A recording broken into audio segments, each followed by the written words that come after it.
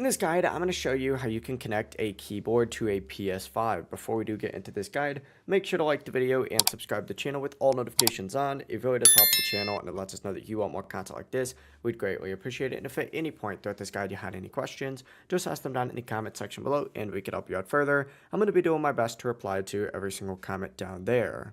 Now, first things first, you really just need to plug a wired keyboard and mouse into the USB ports on your PS5. As soon as that keyboard connects, your PS5 may ask you which user is using it. Select whatever account you're planning on using, and after that, the keyboard and mouse are going to be connected. If you're using them in a game like Fortnite, just open up the game and go to the settings, and you could go to your input control settings and change your aiming input device from controller to mouse.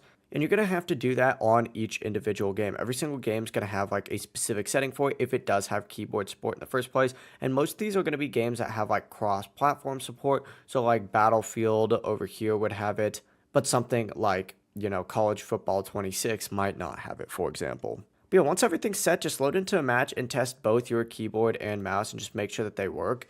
But that is really the full process. If you guys have any questions, just ask them down in the comment section below and we can help you out further. I'm going to be doing my best to reply to every single comment down there. Before you do leave this guide, make sure to like the video and subscribe to the channel with all notifications on. It really does help us out and lets us know that you want more content like this. We'd greatly appreciate it. Have a great rest of your day though. Peace.